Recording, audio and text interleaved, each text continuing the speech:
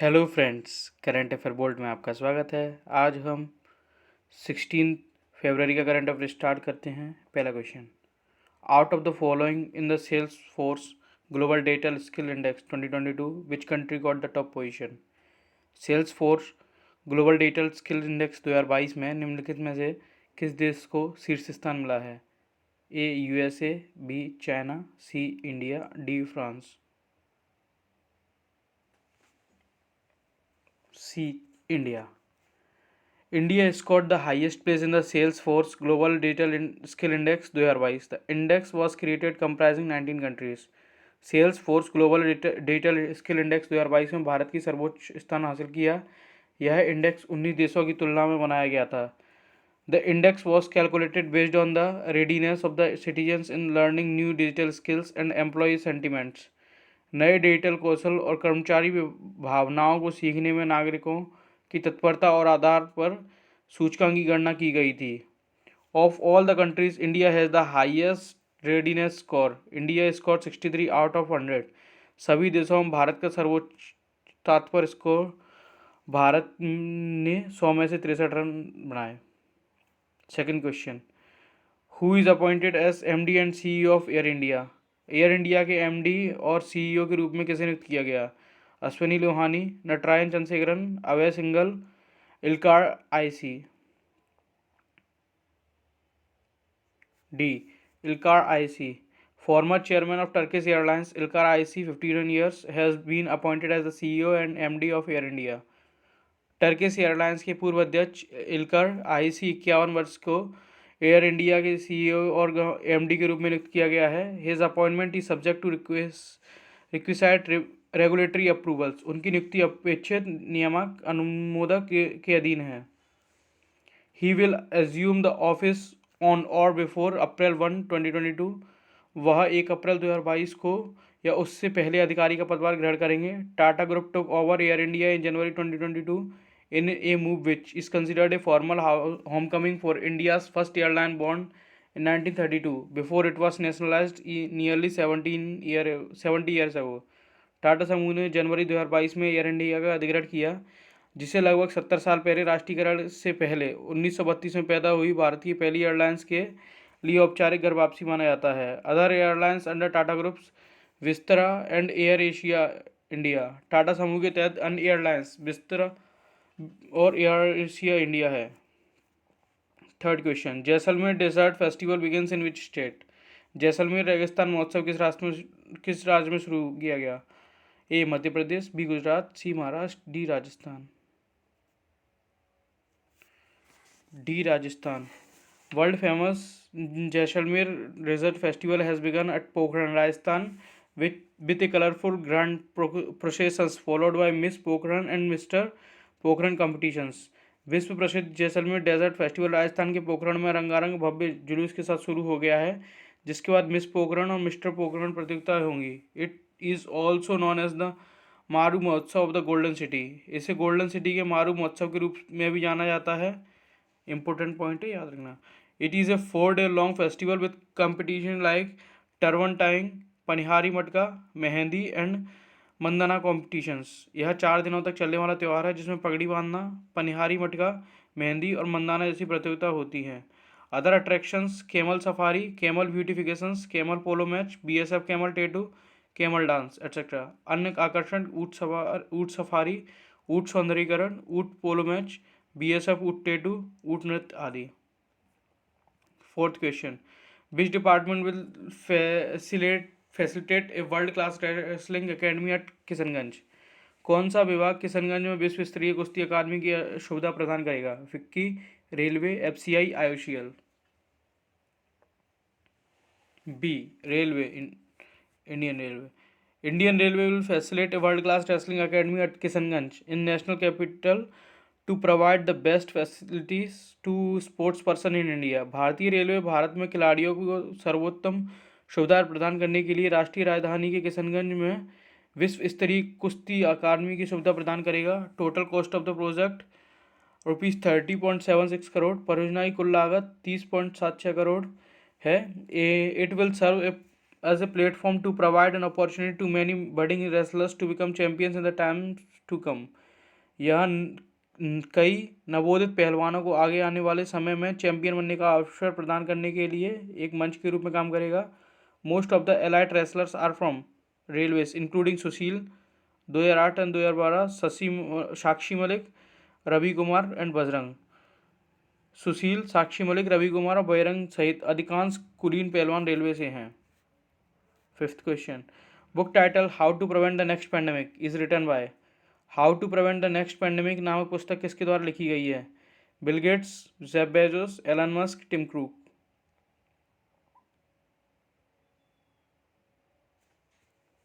Bill Gates. Book title how to prevent the next pandemic will be launched in May 2022. May 2022 में how to prevent the next pandemic नामक पुस्तक का विमोचन किया जाएगा. The book has been authored by Bill Gates under Penguin Books publishing house. इस किताब को बिल गेट्स ने पेंगुइन बुक्स पब्लिशिंग हाउस के तहत लिखा है.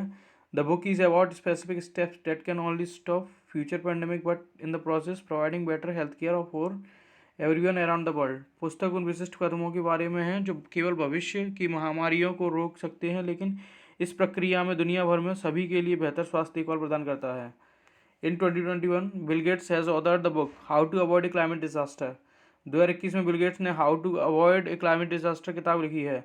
It will publish in the UK, India, Australia and south Africa. इसे यूके, भारत, ऑस्ट्रेलिया और दक्षिण अफ्रीका में प्रकाशित किया जाएगा. Sixth question. Which state government signs a pact with New Zealand for transforming the sheep farming sectors. भेड़ पालन क्षेत्र को बढ़ावा देने के लिए बदलने के लिए किस राज्य सरकार ने न्यूजीलैंड के साथ एक समझौते पर हस्ताक्षर किए हैं? A Himachal Pradesh, B Uttarakhand, C Jammu and Kashmir, D Sikkim. C Jammu and Kashmir. The Jammu and Kashmir government has signed a pact with New Zealand for the transformation of sheep farming sector in the Union Territory of Jammu and Kashmir. Jammu and Kashmir सरकार ने जम्मू और कश्मीर के केंद्रशासित प्रदेश में भेड़ पालन क्षेत्र के परिवर्तन के लिए न्यूजीलैंड के साथ एक समझौते पर हस्ताक्षर किए हैं. 2022 marks the 70th anniversary of the commencement of the bilateral relation between India and New Zealand. 2022 में भारत और न्यूजीलैंड के बीच द्विपक्षीय संबंधों को शुरुआत की 70वीं वर्षगांठ है. Objective to improve farmers' remunerations, transfer of technology in research and development, marketing and value additions of sheep products of Jammu and Kashmir. उद्देश्य किसानों के पारिश्रमिक में सुधार, अनुसंधान और विकास में प्रौद्योगिकी का हस्तांतरण, जम्मू और कश्मीर के भेड़ उत्पादों के विपणन और मूल्यवर्धन है. Lieutenant governor of Jammu and Kashmir Manoj Sinha. Seventh question. Who will become the president of the Institute of Chartered Accountants of India ICAI for term 2022-23. 2022-23 की अवधि के लिए institute of chartered account of India के अध्यक्ष कौन बनेंगे? Debashis Mitra, Moin Khan, Rupendra Khatik, Varun Sharma. A Debashis Mitra. Institute of chartered accounts of India ICAI on Saturday said Devashish Mitra has been elected as its president for the 2022-23 terms. Institute of chartered accountant of India ने शनिवार को कहा कि देवाशीष मिश्रा को 2022-23 के कार्यकाल के लिए इसके अध्यक्ष के रूप में चुना गया है. Aniket Sunil Talati has been elected as vice president of the institute which has more than 340,000 members and over 7 lakh students. Aniket Sunil Talati को संस्थान के उपाध्यक्ष के रूप में चुना गया है जिसमें 3,40,000 से अधिक सदस्य और 70 लाख से अधिक छात्र हैं. Eighth question. Which companies will ties up the Luxembourg SES for satellite based broadband. Satellite आधारित ब्रॉडबैंड के लिए कौन सी कंपनी लग्जमबर्ग के SES के साथ गठजोड़ करेगी? Vodafone Idea, Reliance Jio, Bharti Airtel, BSNL.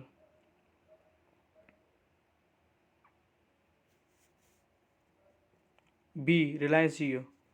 Reliance Jio has tied up with Luxembourg-based satellite and telecom service provider SES to provide satellite-based broadband communication services in India. Reliance Jio ने भारत के में उपग्रह आधारित ब्रॉडबैंड संचार सेवा प्रदान करने के लिए लग्जमबर्ग स्थित उपग्रह और दूरसंचार सेवा प्रदाता SES के साथ करार किया है. Under this Jio platform has formed joint venture with SES named S gio space technology. इसके तहत जियो प्लेटफॉर्म्स ने SES के साथ जॉइंट वेंचर किया है जिसका नाम है जियो स्पेस टेक्नोलॉजी है। It will deliver next generation scalable and affordable broadband service in India leveraging satellite technology. यह भारत में अगली पीढ़ी की स्केलेबल और सस्ती ब्रॉडबैंड सेवा प्रदान करेगा, उपग्रह प्रौद्योगिकी का लाभ उठाएगा। Jio will hold 51% and SES will own 49% equity stake. Jio की 51% और SES की 49% इक्विटी हिस्सेदारी होगी। Total value of the contract $100 million। 9th question, who resign from the chairman of the supreme court appointed for Char Dham panel. Supreme court के अध्यक्ष की नियुक्ति चार धाम पैनल से इस्तीफा किसने दिया है? शंकर दयाल, हरिराम बिश्नोई, रवि चोपड़ा, प्रफुल्ल कुमार। सी, Ravi Chopra. Veteran environmentalist Ravi Chopra, 75 years, has resigned as chairman and member of the high-powered committee for Char Dham project appointed by Supreme Court. He was assigned the chairmanship of HPC in September 2019 to oversee an all-weather road winding project in Char Dham circuit. उन्होंने सितंबर 2019 में चार धाम circuit के सभी मौसम में सड़क चौड़ीकरण परियोजनाओं को देखरेख के लिए HPC की अध्यक्षता सौंपी गई थी। चार धाम project it envisages widening of 10 meters road to improve accessibility to चार धाम 4 श्रेणियाँ यमुनोत्री, गंगोत्री, बद्रीनाथ, केदारनाथ। चार धाम सड़क परियोजना इसमें चार धाम तक पहुंच में सुधार के लिए 10 मीटर सड़कों को चौड़ा करने की परिकल्पना की गई थी। यमुनोत्री, गंगोत्री, बद्रीनाथ, केदारनाथ। 10th क्वेश्चन, देखो Meri Delhi app can be used for. देखो मेरी दिल्ली ऐप का उपयोग किसके लिए किया जा सकता है?